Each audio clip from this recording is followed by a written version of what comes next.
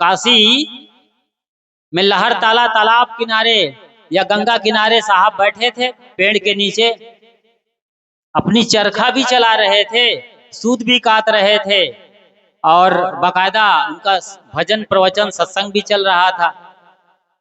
कई चुटैयाधारी पंडित आ गए, बड़े बड़े छापा तिलक लगा करके, पूरा माथा रंगा हुआ, इतना माथा पर पोत दिए हैं लाल पीले रंग कि भैंस भी देखे तो दौड़ पड़े, वहां से भाग जाए एकदम डर के मारे। इस तरीके से माथा रंगा हुआ है। आ गए कबीर साहब के सामने और कहा, कबीर तुम जुलाहे हो और जुलाहे में इतनी ताकत और औकात कहां से आ गई कि तुम धर्म चर्चा करो। साहब कहां चूकने वाले थे, हाजिर जवाब। साहब ने तुरंत कहा, तुम्हारे घर में ईश्वर पैदा होगा, जैसे कि तुम कहते हो कोई ईश्वर है, तो क्या तुम्हारे घर में ईश्वर पैदा होगा तो वो ब्राह्मण होगा? एकदम सन्नाटे में बदल गई सभा, क्योंकि ईश्वर कोई ब्राह्मण क्षत्रिय वैश्य शूद्र नहीं होता है। ईश्वर को भी जाति में बांट देने वाले लोग हैं। हम सोच क्यों नहीं रहे हैं कि हम सब एक तरीके से पैदा होते हैं, एक ही तरीके से जीते हैं, एक ही तरीके से मरते हैं। कभी लेबल लगा हुआ है, पंडित जवाहरलाल नेहरू जो बहुत बड़े दुनिया के नेता माने जाते थे, बड़े कद्दावर, वर्ल्ड लेवल का लीडर कहे जाते थे, जैसे कि आज मोदी को कहा जाता है। जब वो गुजर गए, आग के हवाले कर दिए गए, उनको राख उठाते हुए एक फॉरेन के पत्रकार ने कहा था, जो दुनिया का कल तक बड़ा पावरफुल लीडर था, आज चुटकी भर राख हो गया। राख में लिखा है कि तुम नेहरू हो या पंडित हो। हालांकि उनके लिए तो कहा जाता है कि वो मुसलमान थे खानदानी। जो भी हो बात, लिखा है चिता पर कोई लाश जल रही है, उस पर लिखा है कि ये शूद्र की लाश है, कि ये ब्राह्मण की है, एक क्षत्रिय की है।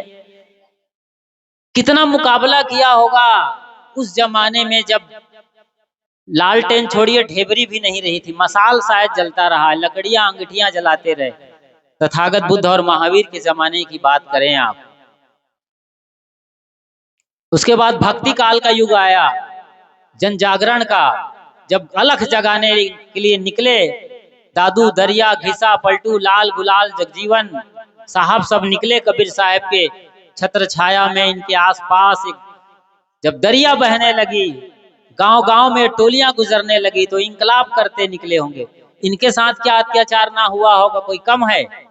अभी पिछली शताब्दी की बात करिए, कब 19वीं शताब्दी की ही बात होगी, 18 के बाद, जब सावित्री बाई फूले आपके चिर परिचित और इस देश की पहली महिला शिक्षिका जब स्कूल जाने लगी, तो उन पर गोबर उछालने लगे लोग, कीचड़ उछालने लगे, मल उछालने लगे। यही लोग, क्योंकि ये लोग सत्य को ढांक कर रखना चाहते थे अंधेरे में। सत्य कभी अंधेरे से ढकेगा? सूरज कभी ढका है बादलों की ओट में? लगता है कुछ वक्त लग सकता है, कुछ मिनट, कुछ घंटे, लेकिन सूरज चमकेगा ही आखिरकार। कब तक ढकेगा सूरज को कोई बादल? कोई औकात ही नहीं है। सूरज बिल्कुल दूसरी दुनिया में है, बादल तो यही की बात है। आंखों में पर्दा लगा लेने से सत्य ओझल नहीं होता है। अंधे के लिए भी सूरज निकलता है, अंधों को भी पता है कि सूरज निकल गया है, गर्मी बढ़ती जाती है। लेकिन आंख वालों को, जिन लोगों की आंखों में गुरु और ग्रंथ का मोतियाबिंद हो जाए, उसका फिर इस दुनिया में कोई ऑपरेशन थिएटर काम नहीं आने वाला है। क्यों साहब जी? विवेक साहब की मस्त मुस्कान हमें बड़ी रोमांचित करती है और प्रेरणा देती है। वो सूरदास हैं। क्यों साहब जी, आप जन्म से ही सूरदास हैं या बाद में? 1.5 साल से, अभी 1.5 साल की अवस्था से चिकन पॉक्स निकल आया था, बताया जा रहा है, तब से साहब सूरदास हो गए। जन्मजात सूरदास को भी मालूम है सूरज क्या होता है। चित्र ना बना सके कोई हर्जा नहीं, डिजाइन ना हो उनके पास, सूरज की कोई चित्रकारी ना हो, लेकिन ये आंख वालों को क्या हो गया है?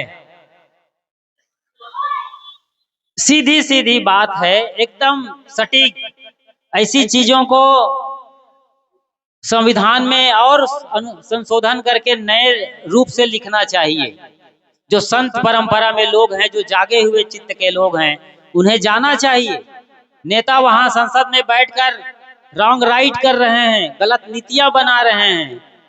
तो जो संत गुरुजन हैं, जिनकी वाणियों के आधार पर ही संविधान बना है, यानी हम सबका उत्तरदायित्व है कि सही चीज को संविधान में फिर से फोकस किया जाए, वहां पर लिखवाया जाए, कलमबद्ध किया जाए।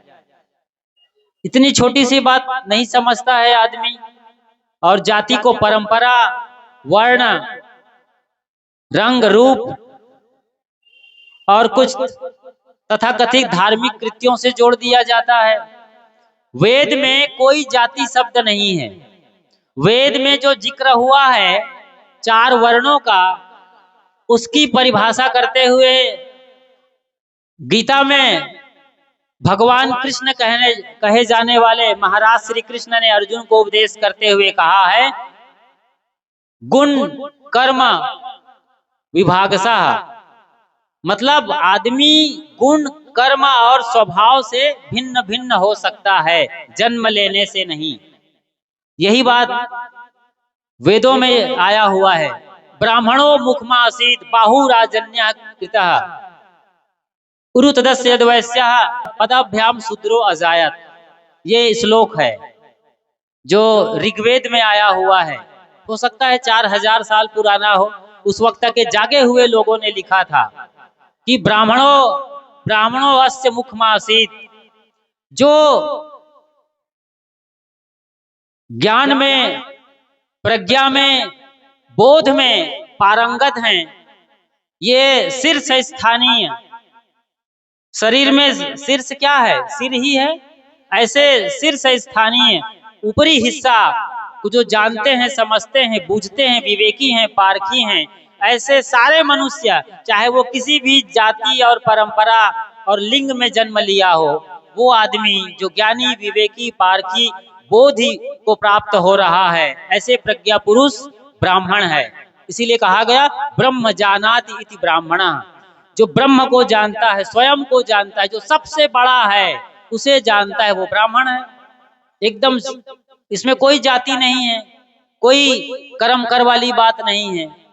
बाहुराजन्य कृतः ब्राह्मणों अस्य मुखमासीत, और दूसरा है बाहुराजन्य कृतः, जो बाजू से पैदा होते हैं, पावरफुल लोग हैं, जिनके बाजुओं में ताकत है, कुछ कर गुजरने की तमन्ना है, बदल देने की, कुछ अच्छा करने की, भीतर अंतर यात्रा करने की, जिनके अंदर रोशनी और ताकत है, वे सारे क्षत्रिय लोग हैं। वो देश की रक्षा करते हैं, समाज की रक्षा करते हैं और स्वयं की रक्षा करते हैं अपने ही मनोविकारों से। वो क्षत्रिय कहलाते हैं, बाहुबली कहलाते हैं। और जो बैठे हैं, जिनकी कमर के आसपास ताकत है, जो बनियागिरी करते हैं, कृषि कार्य करते हैं, वो वैश्य कहलाते हैं। तो कर्म के आधार पर निर्धारण यहाँ पर साफ साफ दिखता है। कर्म मतलब जो ज्ञानी है वो ब्राह्मण है, सीधी सी बात है। सत्या सत्य विवेकनी बुद्धि पंडा। आप लोग पंडा बहुत सुनते होंगे। अभी माघ मेला लगा था इस बरस, पिछले साल 25 में महाकुंभ लगा था प्रयागराज में। आप लोग जो गए, हम तो वहां बैठे ही थे और हमने सारा नजारा देखा, सारा आडंबर, ढोंग, ढकोसला सब कुछ देखा है। तो वहां पर जो लोग बैठे थे पंडा के नाम पर, किस तरीके से लूटते हैं, ठगते हैं, आप अच्छी तरीके से जानते हैं। आपके आसपास भी कोई तीर्थ स्थल होगा, कोई नदी होगी जहां पंडा और पुरोहित पुजारी बैठे होंगे। ये हिंदुओं के कहलाते हैं, पंडा, पुरोहित, पुजारी। यही बात मुसलमानों के लिए मुल्ला, मौलवी और पीर के रूप में आते हैं उनके आका, और पोप, पादरी के रूप में ईसाइयों में ये लोग आते हैं जो धर्म के ठेकेदार हैं। ये अपने अपने कुनबों को लूटते रहते हैं, गरीबों को लूट करके अपना खजाना भरते रहते हैं। पंडा कौन है? सत्या सत्य विवेकनी बुद्धि पंडा। सत्य और असत्य का निर्णयवती बुद्धि वो पंडा कहलाती है। जो बुद्धि सत्य और असत्य को अलग अलग कर लेती है, हंस भूमिका की बुद्धि है, समझ है, बोध है, प्रज्ञा है। प्रज्ञा पंडा बिल्कुल पास पास का शब्द है। प्रज्ञा शायद पाली प्राकृत से निकल कर आता है, पंडा टूट फूट करके देशज हो गए। ये पंडा, प्रज्ञा ही पंडा है, जो स्वयं को जानता हो। सत्या सत्य विवेकनी बुद्धि पंडा, यस्य बुद्धि पंडा सा पंडितः। जिसकी बुद्धि पंडा है वही पंडित है। कितनी बड़ी साफ गोई से बात कही गई है। और लोग आज जनेऊधारी को पंडित कह रहे हैं, ब्राह्मण कह रहे हैं, पत्राधारी को, तिलकधारी को, चुटैयाधारी को, जिनका कोई वास्ता नहीं है किसी ज्ञान और बोध से। एक हमारे सूरदास जी हैं इसी देश के, शायद वो शंकराचार्य कहलाते हैं। उनको साहित्य का कोई बड़ा पुरस्कार मिला है, जिन्होंने एक किताब तक नहीं लिखी है, कलम तक नहीं चलाई है, लेकिन चूंकि सरकार उनकी है, सरकार के तलवे चाटने वाले हैं वो, तो उनको साहित्य का कोई पद्म भूषण या पद्म विभूषण सम्मान दे दिया गया है। बताइए, इस देश में ये हो रहा है। आज विज्ञान के जमाने में, इंटरनेट के जमाने में RTI का ताकत मिली हुई है आपको। आप कुछ भी पूछ सकते हैं इस देश में, किसी से भी कभी भी सरकार से आप अपनी बात हक की पूछ सकते हैं, जान सकते हैं कि ये नियम क्या है, मुझे समझ में आना चाहिए। ये सूचना का अधिकार मिला हुआ है। इस जमाने में ये हो रहा है, जातियों में बांटा जा रहा है। आरक्षण, आरक्षण क्या होता है भाई? आपके पास टैलेंट है तो आप बैठिए कुर्सी पर, देश की सेवा करिए। आप प्रधान सेवक बोलते हो अपने आप को, तो ऐसे ही सारे कर्मचारी और सारे नौकरशाह लोग हैं। आप लोगों ने जिन लोगों को चुना है वोट दे करके, आज वो कल आप तक गिड़गिड़ा रहे थे, पैर पड़ रहे थे, जैसे ही ये चुन के जाते हैं फिर आप गिड़गिड़ाना शुरू करते। ये तानाशाह हो गए। ये कैसे ये हो रहा है इस देश में? क्यों हम जागते नहीं हैं? क्यों हम जागना नहीं चाहते हैं? असल में हमारी कमजोरी का सारा फायदा बाकी दुनिया वाले उठा रहे हैं, या परंपरा वाले उठा रहे हैं, अगड़ी जाति वाले उठा रहे हैं, या फिर आप अपने आप को जैसे ही कमजोर करते हो, जो पावरफुल लोग हैं वो और ताकत उनको मिल जाती, जैसे बाली को मिल जाती थी। कहते हैं बाली के पास जो सामने लड़ने आता था उनको ताकत चली जाती थी, बाली का पावर डबल हो जाया करता था। यही हो रहा है। आप अपने को दलित आज भी कहते हैं, पतित कहते हैं, महादलित समिति गठित करते हो। अरे पावरफुल नाम रखो ना, कोई अच्छा नाम रखो, ताकतवर नाम रखो, अपने समिति, अपनी समिति का, अपने संगठन का बड़ा नाम दीजिए। क्यों ऐसे किसी ने चला दिया परंपरा? मान लो अम्बेडकर साहब ने कुछ शब्दों को दिया होगा उनके जमाने में, जो तो अम्बेडकर की सारी बातों को मानो, लेकिन कोई बात जो आज सही नहीं, इनकी क्यों मान रहे हैं आप अपनी बुद्धि बेच के क्यों काम करते हैं भाई? आपको ताजा बुद्धि मिली हुई है। बुद्ध, महावीर, कबीर, सूर तुलसी को तो छोड़ देते हैं। बुद्ध, महावीर, कबीर, सहजोबाई, मीराबाई, राबिया ने किसी को फॉलो नहीं किया, शुद्ध ज्ञान को लिया था उन्होंने।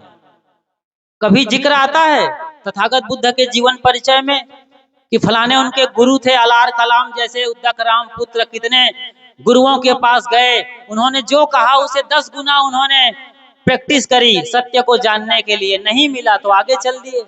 कोई गुरु नहीं है। कबीर साहब के कौन गुरु थे? रामानंद जिनको गुरु कहा जाता है उनको ही फटकारते हैं रामानंद, राम रस माते कहें कबीर हम कहीं कहीं था के। कोई गुरु नहीं थे। कबीर साहब के रजिस्टर्ड कोई गुरु नहीं है, लेकिन अकेले के दम पर उस आदमी ने जितना गुरु पर वाणी बोला है, शब्द बोला है, जो भी उनकी भजनावलियों में देख लें, कवितावली, दोहावली, ग्रंथावली में रचनाओं को देखते हैं, इतना गुरु महिमा अकेले किसी और ने नहीं गाया है, न लिखा है, न बोला है। सत्य वही ताकत की आपके भीतर है, उतनी बड़ी चेतना आपके भीतर है, और आप जन्म में उलझे हुए हैं, जाति में उलझे हुए। पहली सीढ़ी में जो माँ के आसपास की घटना है, दाई के आसपास की घटना है, नाल काटने की परंपरा है, तो फिर इतनी बड़ी क्षमता लेके आए हैं स्वयं को जानने का, ब्रह्म को जानने का, वो कैसे संभव होगा? ब्राह्मण जो ज्ञानी है, प्रज्ञावान है, स्वयं को जानने की दिशा में अग्रसर है, वो ब्राह्मण कहलाएगा, जाति से नहीं कि आप गर्ग गौतम सांडिल्य हैं, द्विवेदी चतुर्वेदी त्रिवेदी हैं, इससे कुछ फर्क नहीं पड़ने वाला है। रावण भी तो ब्राह्मण था, लेकिन क्या हश्र हुआ। राम ब्राह्मण नहीं था, लेकिन कितनी महिमा है, मर्यादा पुरुषोत्तम कहलाते हैं। क्यों? कर्म के आधार पर वो ब्राह्मण हो गए और रावण ब्राह्मण होकर के राक्षस हो गया। उदाहरण भरा पड़ा है पूरी दुनिया में। बाजू की ताकत वाले जो अपनी ताकत को समझते हैं और अपने को जान करके क्रांति करते हैं भीतर और बाहर, वो क्षत्रिय कहलाते हैं। जो व्यापार वाणिज्य खेती बाड़ी करने वाले लोग रहे हैं, वो वैश्य कहलाते रहे हैं। शूद्र जिन्हें कहा गया कि ये पैर से पैदा होते हैं, इनको आज भी पैरों के तले रौंदा जा रहा है। या आप रौंदे जाने के लिए तैयार हैं, क्योंकि आप अपनी गरिमा और महिमा नहीं समझते हैं। आप संतों के साथ नहीं बैठते हैं, क्रांतिकारियों के साथ नहीं बैठते हैं। क्रांतिकारी जानते हैं भगत सिंह, क्या केवल एक असेंबली भवन में बम ब्लास्ट करने के बाद उनको फांसी हो गई थी, इतनी कहानी नहीं है उस आदमी की। बालक था भी 19-20 बरस का, बहुत बड़ा ज्ञानी आदमी था, तथागत बुद्ध के हैसियत का ज्ञानी आदमी था, महावीर कबीर के हैसियत का आदमी था वो। इतनी उन्होंने किताब लिखी है, मैं नास्तिक क्यों।